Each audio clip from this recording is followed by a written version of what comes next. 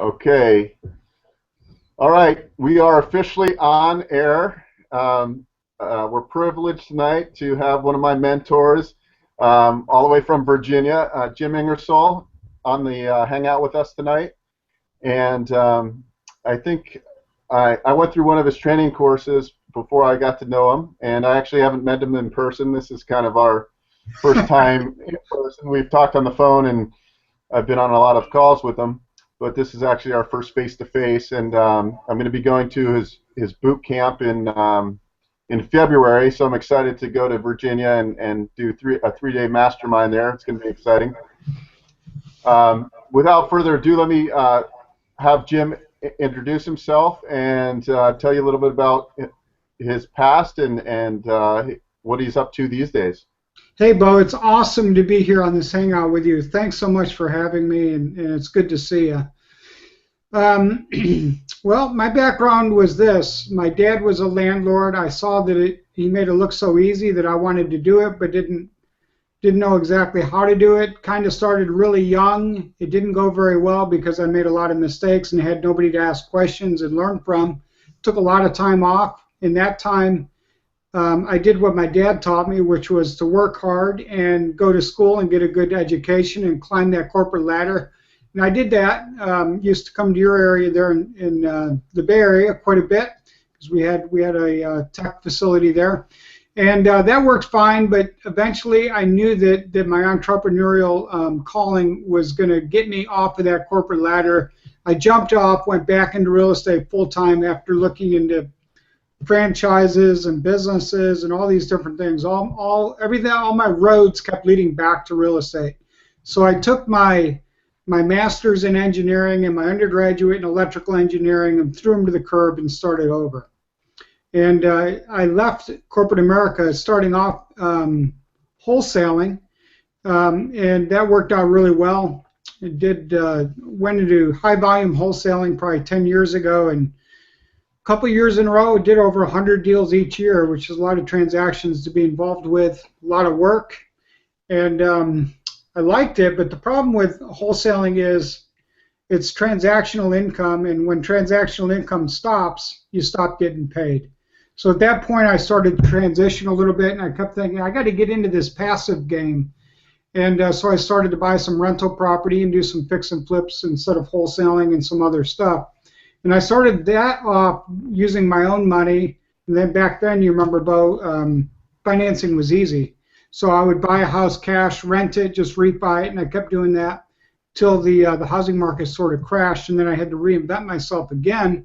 And this time I came back through thinking there's a better way than using my own money. And that's when I really dug into private lending, got really involved with self-directed IRAs, tax-free accounts, things like that to turn on the private capital faucet, and that's how I operate today. I operate without banks, and it's worked out really well. So I love doing deals. I'm actively doing deals all the time. Like you mentioned, I do a lot of coaching and mentoring and stuff like that because I love helping people. And like we were just saying, the more we give, the more we receive.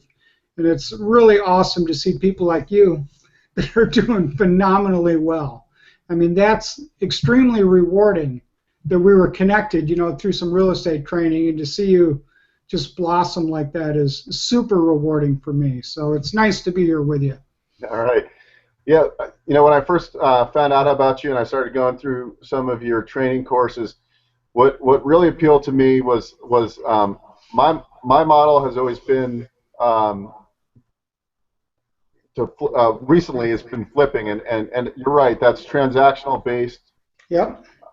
So I think the key is in my mind was to the secret of life, I think, is to build passive income, and after doing a bunch of flips, you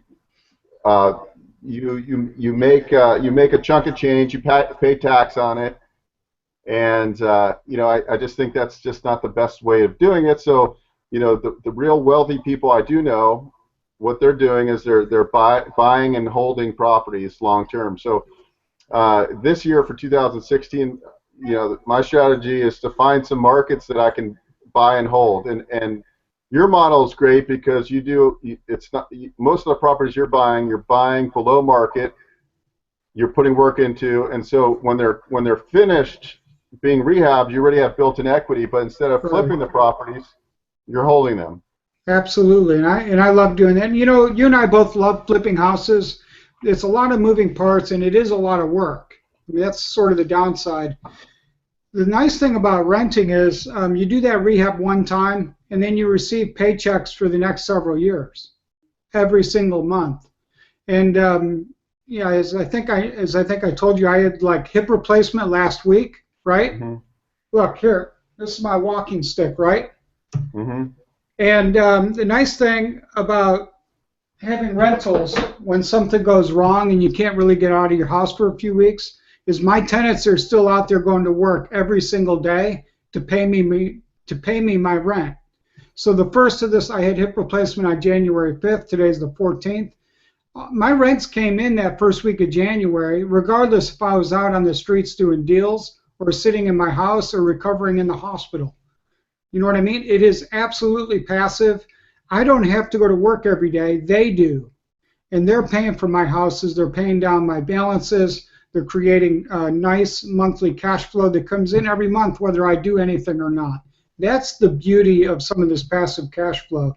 And there's all kinds of ways to like slice and dice these deals and allow people to participate privately or with self-directed IRAs or however you want to do it. But the key is to get started, start to build that portfolio so that you can rely on that money coming in every single month. So walk me past your last deal that you just acquired that you're rehabbing. So like, give me an example. I know you're in Virginia, so the numbers are different. But your acquisition, your rehab, and what you're going to rent it out for, and what kind of equity position you walked into after it was rehabbed. Okay. Well, I just finished working on 6 houses. 4 of them were rentals, and 2 of them were flips. Let me think for one of these 6. I bought it in the 50s, say $55,000. It was an expired listing, Beau, and I've been buying quite a few expired listings lately. It was a probated house that a realtor led the family to believe they could get something like, say, might have been listed for $77,000 or something like that.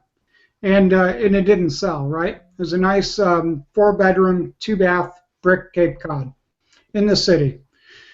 So I bought it in the 50s, put roughly $25,000 into it, and it'll appraise as a 4.2 for around $125, $130, and it's rented for $1,245 a month. And so I injected capital privately, of course, from a self-directed IRA. So we take that $1,245 a month, subtract out the taxes, insurance, and if I'm using a property manager, I would subtract that also. And then all we do is divide the net rental income every month. Say it's $1,000. So I would keep $500 and I would send $500 back to my private capital source. It's that simple. And we may hold on to this house 5, 6, 7 years, however long we decide. It's good cash flow. It's a good ROI for him too. And at that point, someday in the future, we're going to sell it. We'll give him all of his capital back, and anything above that initial investment amount, we're going to split 50-50. It's a safe way to do it because, like, if something goes wrong, or if you get some vacancy or something happens, I don't have to pay him unless I collect rent. So it's a really safe way to do it. There's also, I can avoid things like personal guarantees, and you can make a non-recourse. There's a lot of other advantages as well. I really like doing these deals now in my own self-directed IRA or in my health savings account. That's how I'm paying for my high deductible on my hip replacement right now, is with a rental property. Well, that's pretty awesome. So basically, you're finding the deal, and then on this one you needed $55,000. What was the rehab budget? 20-25. Say I needed 75 or 80. So then you borrow that from somebody, usually somebody's self-directed IRA. Right. And do they usually buy the property with you and go on title, or do they act as a lender? Usually, most cases they want to be set up as a lender. I would be okay with them coming on title. The ups and downs for them are if they come on title, of course, then they can capture some depreciation. But Mm-hmm. if they're in a retirement account, they don't need it anyways. They don't file tax returns. If you're on title, you also have some liability issues. Tenants could sue you. That's right. So in most cases, my lenders are self-directed IRAs. They don't need the depreciation, which means I get all of it, which at this time of the year is a huge savings as we go into April here. So, in the beginning of your real estate career, investing career, you were buying and then refinancing before, with banks. Obviously, the downturn happened, but as you got leveraged out with the banks, and now all of a sudden your mind shift changed, and you realize that there's trillions of dollars in retirement funds. I mean, Oh yeah. how did you approach the first people? I mean, I guess you had a bit of a track record investing, so it was a little bit easier if you were a complete newbie. But I mean, how did you approach these private money lenders, and how did you get that rolling? Well, the very first one was a small business owner that I knew, and a very successful small business owner. And I said, why don't we just meet at Panera Bread Company? I'm going to tell you, just have lunch with you. And we no doubt we start talking about business. I don't know about you, Beau, but whenever I go to lunch with somebody who's a successful business owner, I mean, I'm looking for tips, right? So I just started asking questions how his business is and things like that. And he said, how is yours doing? I said, well, mine's doing really well also. I said, but I'm at the point where it's getting tougher and tougher to go get bank loans, and I'm looking for some opportunities to eliminate the banks. And I said, do you know anybody who might be interested in private investing with me on some rental property or some flips? And he said, I might. He says, why don't you do this? Why don't you gather some information on the last few deals that you did, bring it back, and we'll meet at Panera lunch again in a few days. So I did that, and I actually brought him some HUD ones. Showed him some pictures on my phone, and he says, I do know somebody who'd be interested. He said, let's get some started. I'm going to do them with you. I had no idea, to be honest with you, that conversation would go that way. So for me, it wasn't awkward because I wasn't like shaking him down for his checkbook or anything like that. I was just sort of feeling him out, educating him really on the deals that I'm doing. And we continue to do deals. This was probably 8 years ago, and we're still doing some deals together. And he does not use a self-directed IRA. He uses his checkbook. I mean, he's done really well in business, right? Some people do. So, we're still doing deals. We just closed on a house together last week. So that's how the first one came. And then from there, you just kind of use that same model. And obviously, I've been through your training. You have your own. Let me give you another example. There was a realtor who sold one of my flips, and she called me up one day. We got to know each other because she represented the seller that bought my house. You know how that goes, Beau. You kind of get to know the other realtor too. And she told me, she said she's got a big problem coming up. This is about 5 years ago. We're still working together now. She told me, nobody knows this, Jim, but I inherited some money. And what I've been doing, I do a little bit of real estate deals, but mostly my money is in CDs, and I earn 5% interest, and it's enough for me to live off of that 5%. My banker called and said it's dropping to like 1% because of the economic terms, right? Mm-hmm. And she says, I am absolutely panicking because I can no longer live off that passive interest from my CD. She said, can you meet with me and talk to me about what some options are? She said, I want to talk about stocks, I want to talk about real estate and all this stuff. So I met her at a place called Cafe Catera. I don't know if you have those on the West Coast, but it's a coffee shop. And we talked through all these options, and I said, a friend of mine's a financial planner, you probably should call him. His name is Simon, and give him a call and talk to him about what your options are with stock. I said, I don't do well with stocks, but if you want to consider that, go ahead. So I didn't push. But it all started with listening right here with my ears, right? So she called me back. She said, let's go back to Cafe Catera and talk some more. And, the rest is history. 5 years later, we've done a ton of deals together. And what happens, undoubtedly, like with most of these people that I'm dealing with, and maybe you see this too, Beau, is They start off with like X amount of funding, and if you're reliable and you're credible and you're a person of character, they find ways to expand it because the deals are good and it's easy and you don't have to deal with Wall Street and all this other variables. You know what I mean? So Yeah. like somebody may start off with money from one 401k that they had from when they changed jobs. They roll it over to a self-directed IRA. You do one deal. Well, then, 6 months later, they say, well, I changed jobs a couple times. I have a couple more 401ks to put over. So we roll it up and we do more deals.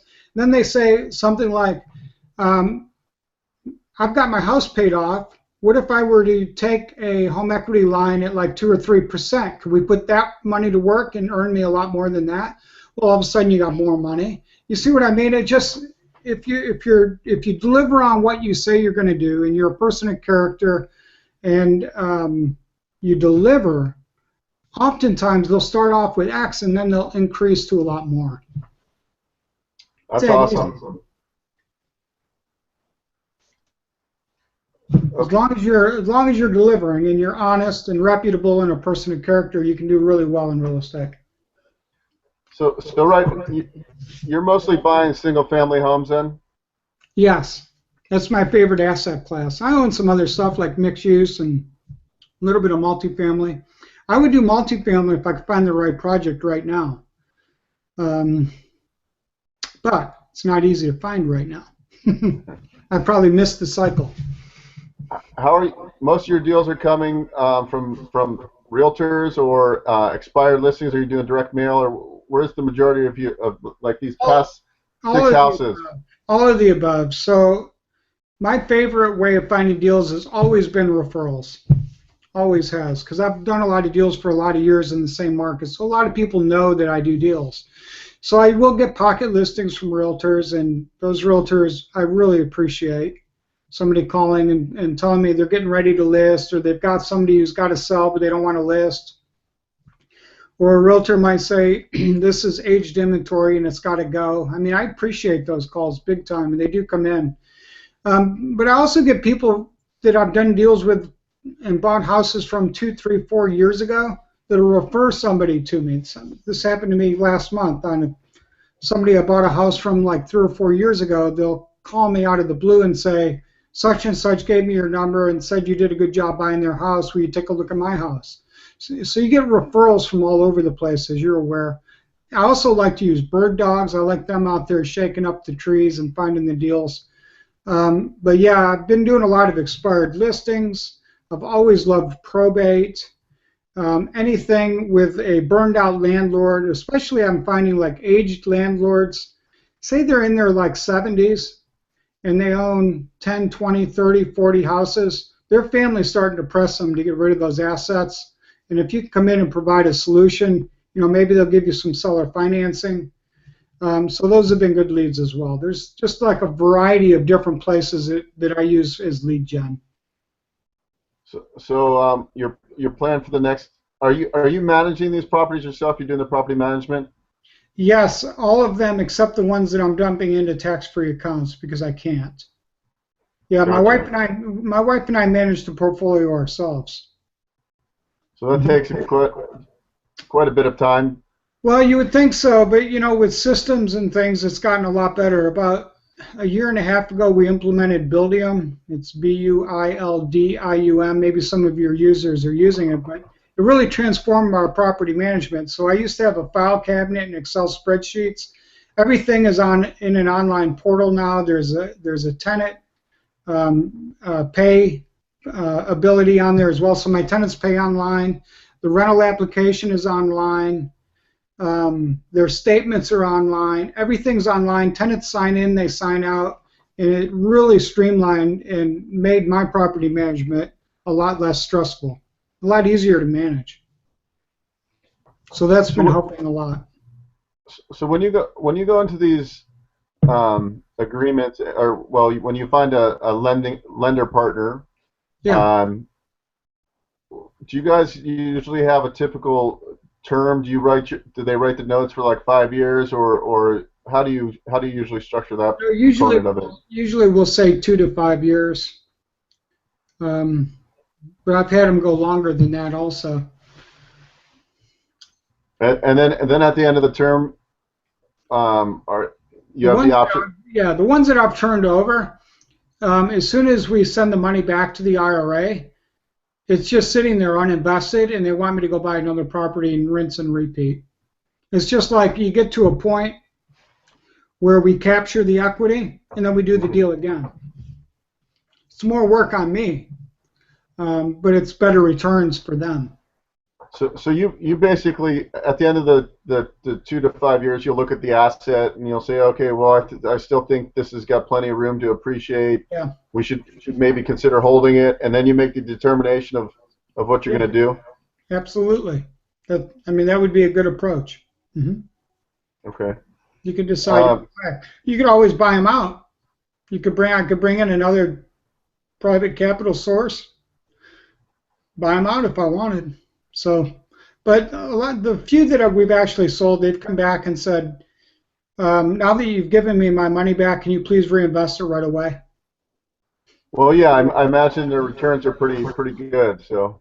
Yeah, they are, and they don't have to worry. You know what I mean? I'm not like the first couple weeks of this year. The stock market's been crazy.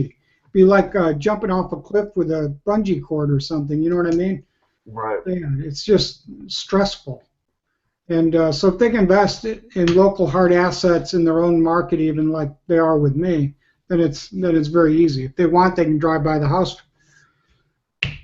or do whatever.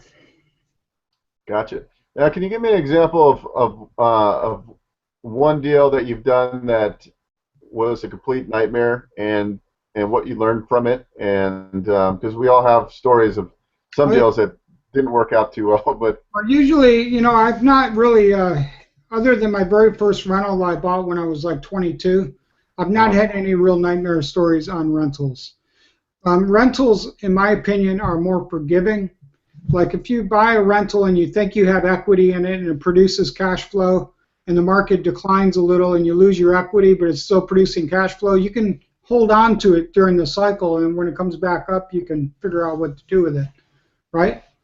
That's so true. To me, they're more forgiving. It's less risk. Flipping to me is more like day trading. You've got to be a professional at it, like you are, Beau, and you've got to be really good at it. I mean, sometimes you go into these things and you don't know what's in the wall or below the floor or above the ceiling, and it's hard to know. And sometimes your costs can escalate, and your timeline can expand, and your margin can shrink a little because your comps were off. So, I don't know that I've got a real horror story. Certainly not really on rentals, to be honest with you. They're very passive, less risk to me. But yeah, I've been there on some flips. Anybody who's done a whole lot of flips, and I've done tons of them, anybody who's done tons of them has run into a couple here and there that have been very challenging. That's very true. Now, who do you follow as far as your sphere, the guys you network with? Yeah. I mean, who do you follow on real estate and any websites or blogs, or all right, who could you recommend that you enjoy listening to their maybe their IRA strategists or things like that? Well, for podcasts, I really like Young Entrepreneurs Lifestyle. Mm-hmm. And as far as real estate stuff, you and I are both in different masterminds around the country. I'm not in Collective Genius, but I'm told it's outstanding. I do go to Freedom Founders with David Phelps. I network a lot with Walter Wolford and Quincy Long. I like to get around really smart people that know how to invest without paying taxes. It's like a passion of mine that I've learned more and more and more about. Those guys really help me out a lot, and that's why I keep going on these IRA fund cruises like you and I were talking about, because the level of people that are on that thing are really high. So I think it's really super important, if you want to do this business and scale your volume and scale your deals to better deals and make more money, is to get around the best people that you can. It's the absolute number one thing. It's the one thing I missed when I was in my early 20s. It cost me probably 10 years of my real estate life. And looking back at your network makes all of the difference in the world. And those people that you can rely on to call for questions and help you as a mentor or as a coach will really shortcut your success big time, is what I have found over the years. Why don't we talk about? I'm actually going to go to Virginia. I think it's the first time I've been there to go visit you. You're hosting a summit February 25th, 26th, 27th. Yep. Can you kind of talk to us about what I'm going to learn and what 3 days are full of? Okay. Well, the first day that we're going to meet together is we're going to talk about transactional income. Everyone does need money to live on. So we're going to talk about finding deals, and we're going to talk about flipping houses. And we're going to do that in a couple of different formats. We're going to have some speakers. You're going to help me. I mean, you've got a tremendous amount of knowledge in this area too. And so we're going to use a combination of speakers and panelists.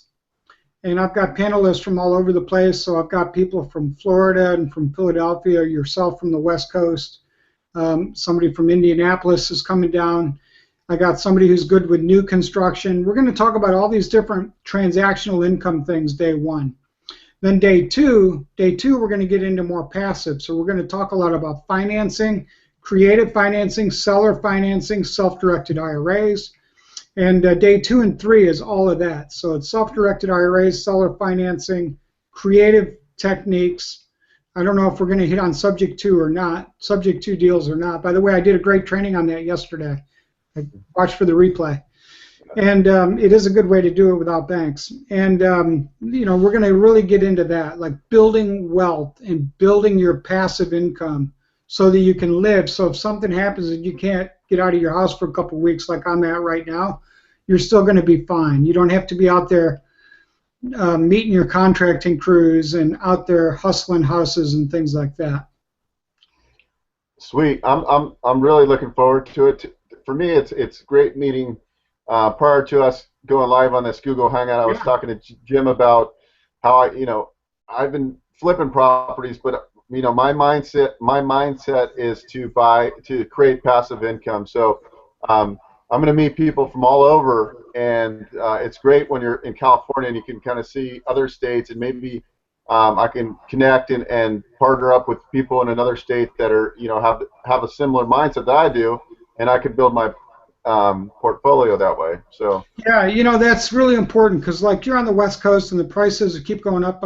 If you want to build your passive cash flow, you need boots on the ground somewhere. Now you and I could do deals here in Virginia, but you're going to meet people from like Indiana, from Florida, Mississippi, and in these areas, I mean, the cash flow is ridiculous. I mean, you're going to meet Kevin, who's in Indianapolis buying houses for $10,000 or $15,000. He could rent for, say, $700. And in Mississippi, they can buy houses for $5,000, $10,000, $15,000 and sell them on a note, and the note becomes passive also. And there's ways to participate on those deals as well. So you're gonna meet some people that can sort of be your boots on the ground if you want to grow passive income in a different area. Yeah, that's what I'm looking for too. So, I had another question here. Okay. When you're evaluating your purchases for buy and holds, do you what kind of rule of thumb? I mean, if you're buying something for 50,000, you're putting 25 into it. Do you expect to get 1% of the value in rent, like that 1% rule? Yeah, I would like to get closer to 1.5. So, it's hard for me in my market to get to 1.5 though, unless I go really far inner city. You know what I mean? Now these other markets I just mentioned, I mean Memphis, Tennessee, Jackson, Mississippi, Indianapolis, you can hit those. You could get over 2. You could probably get closer to 3 in some of these crazy things that I'm hearing about. But in my market, if I'm like at 1.25 to 1.5, that would be really good. I think the one I gave you an example on earlier, I had say 75,000 in, and it's rented at $1,245. That's a good deal. I would do that deal as many times as I could. Yeah, that's great. I mean. Right. I mean, I would do that if I could be all in at say 90 and get $1,245 a month. I would do that deal a lot. Yeah, and there's a lot more private money lenders out there that have $100,000 versus have $300,000 or $400,000 like we need out here in California. So it's easier to replicate your system. Not to say not to say I can't do what you're doing, but you know, I have to kind of look at where I'm starting from and kind of grow my business based on where I'm at, what I have, and my contacts. So that's why it's good to mastermind Yeah, and with I think people I all think you're over. on the right track because if you can like keep doing some flips on the West Coast and then build some passive income somewhere else, is a good model. As long as you got the boots on the ground, people who can fix up houses, get them rented for you. Cleveland, Ohio is another one. I mean, there's a lot of good markets out there. Detroit, And if you're up for it. and let's talk about the other problem sometimes when you're rehabbing properties is a lot of people run into problems managing their contractors. What Yeah, kind of tips do you have? I mean, obviously you probably try to use the same crews yeah. and things. What can you give us on that? Well, stuff does happen. I mean, I've I've had some of the same guys for like 7 or 8 years now, and they almost become like family after that many years. And those are the easy ones. So I've got those guys like I've got an A crew Uh, that I can really trust, and uh, they know they've done so many freaking houses for me. They know exactly what I put in them. In fact, uh, most of them are starting to flip now themselves, which I'm happy about. I mean, they're buying the same fixtures, the same finishes, same colors. You know, they know exactly what goes in. But then they can't always keep up with all our work. So I've got like a B crew, and the B crew is a lot more work to manage, and I got to be more careful. I got to watch my materials. I got to make sure everything's there. But building that contracting team is critical, and it really trips up a lot of people that are just getting started. I'd say paying too much for houses and not understanding how to do the contracting are two of the downfalls of flipping houses, the mistakes that I see people making a lot. Would you agree? yeah, yeah. And going back to your model, um, where you know, when I take on your model a little bit more, where Yeah, I'm fixing to rent out as opposed it's to, you know, different. HGTV. Yeah, it's way different. I mean, yeah, let me give you an example. I had another coaching student of mine. His name's Rich Lennon. And I was talking to him. He was doing his very first rehab on a rental. He was trying to move from wholesaling to fix and flip to rent. Hmm. And, you know, he sent me his budget for doing the rehab on the rental. And it included a lot of stuff that, I mean, it's nice to do, but it doesn't get him $1 more rent every month. So we went through that budget of his and we cut it by, I think, $18,000.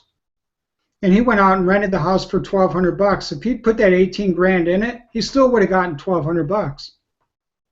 So it was Exactly. a huge light bulb went off for Rich. It's like I don't have to do everything when I'm renting that I do when I'm fixing a house just perfect for somebody.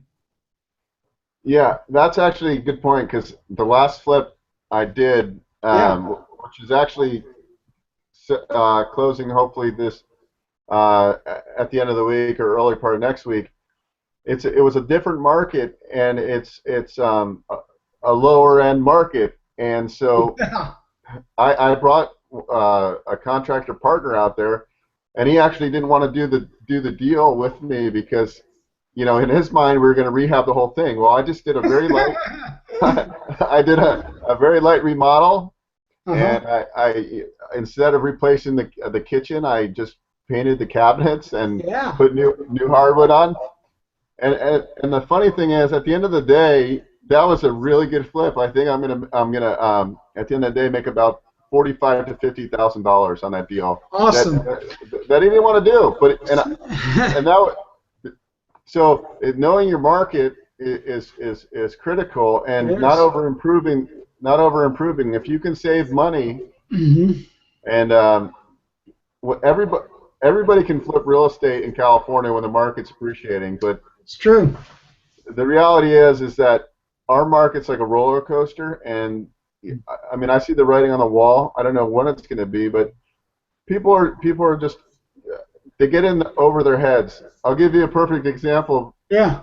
I was at the gym yesterday, and I've been working out every day, and I put too much weight on the bar, and I think I pretty much tore my peck yesterday because, Hey. you know, it's the same thing people are doing in real estate investing. They get in, they think it's easy. They don't, they, they you know, they might get it. They get 7 or 8 deals going, and they haven't even closed their first deal, and they don't understand that they need to manage these properties. They're not going to magically finish Right. themselves. Absolutely. And it's a lot of work to finish a house, as you know. You get so Yeah. close, and then you got all your punch items, and it's a lot to finally be done, 100%, 100% done. But you're right about that as far as, sometimes you, especially if you're starting off flipping houses, you're better off buying one that just like putting lipstick on a pig type thing. Come in, do your cosmetic rehab, get out. Get in, get out. Get in, get out. Put that money in your wallet and make some money a few times before you go into something really big and you get in over your head. I think that's great advice. I'm seeing that right now, that part of my business model on top Yep. of getting into the passive income game, is that this year I think is going to be a year of picking up stalled out projects here in California. So I bet. I'm going to contact all my hard money lending friends and find out what's on their books, because these big projects that are $200,000 or $300,000 remodels Yep. here, I mean, that takes a whole different skill set than doing a $20,000 or $40,000 remodel.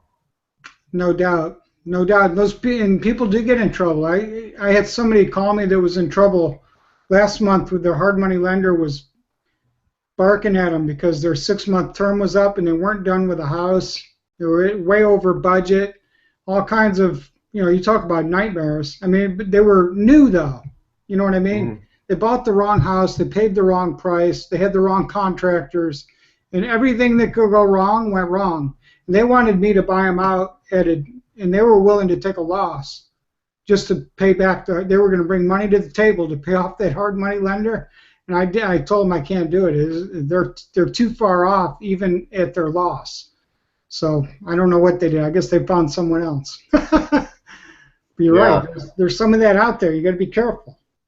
Yeah, yeah. I have a friend that I was going to do a loan for him, and he was raising the gap funding, the difference. It was a big project he wants, and so his private investors backed out, and he went hard on his purchase contract. He's got $90,000 in escrow right now of his own money that he can do. So, it's. I mean, I couldn't. That's a hard lesson. I'm hoping he can pull it out and get the money put together. But this is when this is the real world stuff. I mean, if you don't perform and you release your contingencies here in California, your money could be gone. I mean, you're gonna have to go to arbitration and all this stuff. So it's interesting to see what the mistakes people make. I mean, I've made tons of mistakes starting out, and you learn from them.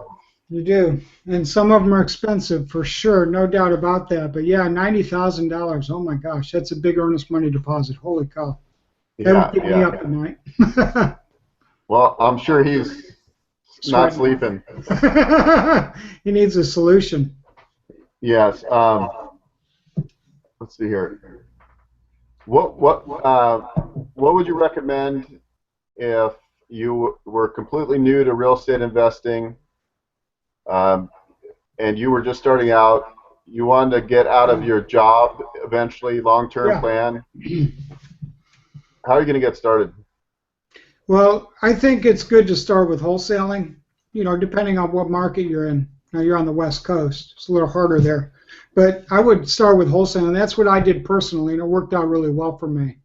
But I would also make sure that you get the right training, that you get the right network, that you get the right mentor and coach to help you out, because it can really shortcut your success and can get you there a whole lot faster.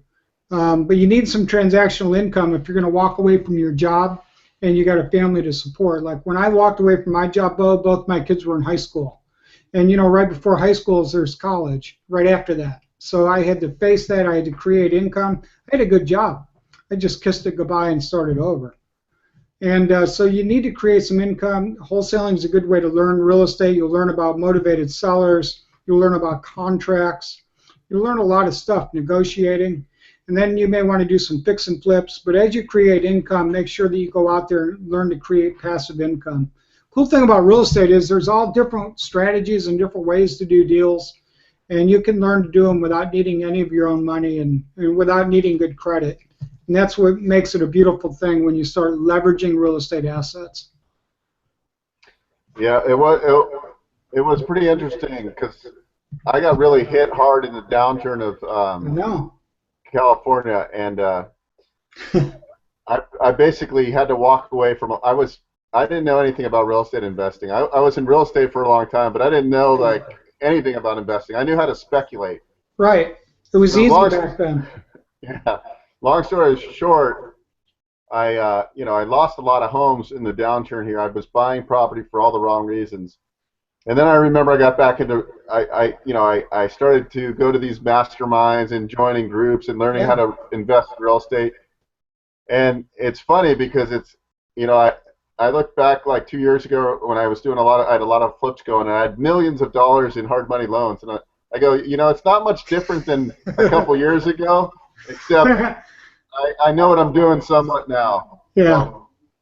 But I pay that to learning and learning and learning. Ongoing learning is the key.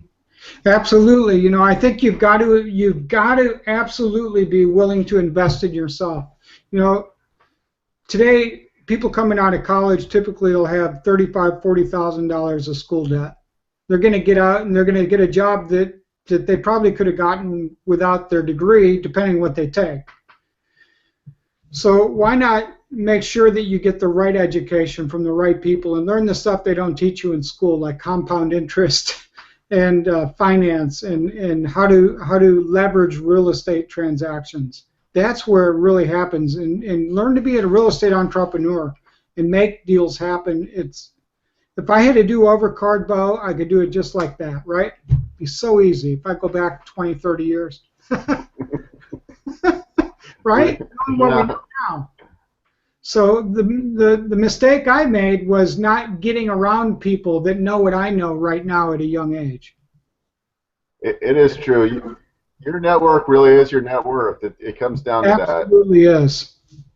Your network is absolutely everything. And you got to have people you can call for help, call for funding, call for deals, people that have got your back, just like you and I do, Beau. I mean, if you were to text me on a Saturday night, I mean, I would help you in a heartbeat. And I know you do the same for me. I sure would. Well, we're going to keep this call short. We got just a few more minutes. I just want to make a few notes. After, I'm going to send out another email, and I'll send you guys Jim's contact information, his website, so you can find out more about Jim. I'll send you a link for his investor summit if anybody wants to join me in Virginia, February 25th, 26th, and 27th. We also talked about the IRA fund cruise. I have not been. Jim's been there for probably the last 5 years. I don't miss them. Yeah, so I'm part of it's because it's like 150 like-minded entrepreneurs who like to have a lot of fun while networking and learning at the same time. It's like a crazy collision of all this stuff that's just bizarre and absolutely a blast. So I just keep going. So that's a cruise. I think it's in July. They're leaving out of Texas to go in May. It's in May. This one's in May. Mm-hmm. So we're gonna go to the Bahamas. So I'm making that known to everybody that I'm gonna actually sign up for that. So I'll share the link for that. Then we have the summit, which I said was February 25th, 26th, and 27th. I'll also share the link for Jim's mastermind group called Bank Elimination Blueprint.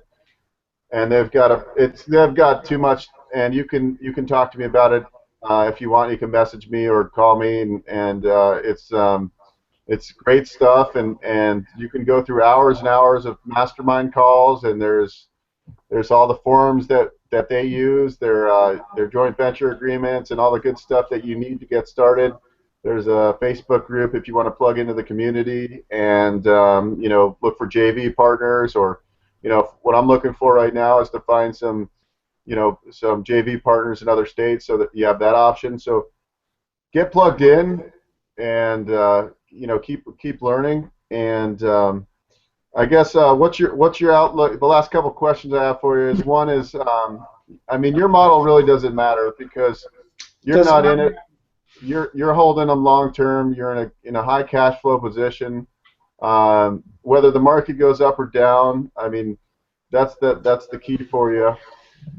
Well, real estate's hyper local, so what happens there in the Bay Area is different than what happens here, and what happens in San Francisco versus down the road in San Jose is different, or in Napa Valley, or Sausalito, or wherever. You know what I mean? It's very hyper local, so it changes. And we were talking about that on the right before the call because there's areas in my city that have gone up a ton the last couple of years, and I don't know if they'll go up again or if they'll flatten or what'll happen. There's other areas that are going up slower.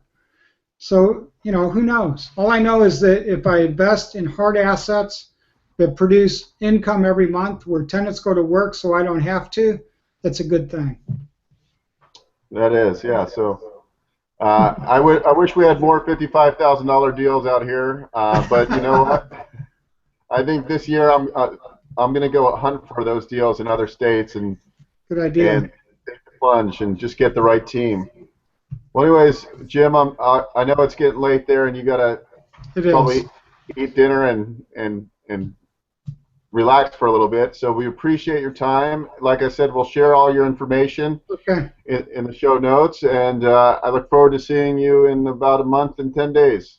I can't wait, Beau. I'm so excited to see you. You've done so well, and I'm so excited for you because you've like pulled everything together, and I love watching it. So congratulations to you on doing a great job. Thank you very much. Oh, last thing I forgot to say, for my West Coast people out here that are listening, we're actually going to have Jim come to California as well towards the end of the year sometime. We're in the planning stages of that. So if you can't come to February's event, we will do a West Coast event this year. That's another goal for us. We need to. I've got a lot of students on the West Coast, and they keep asking me, Beau. So we're going to make it happen, and we're going to get together and do it. All right, great. Well, have a good night. All right, Chief. Bye-bye. Bye-bye.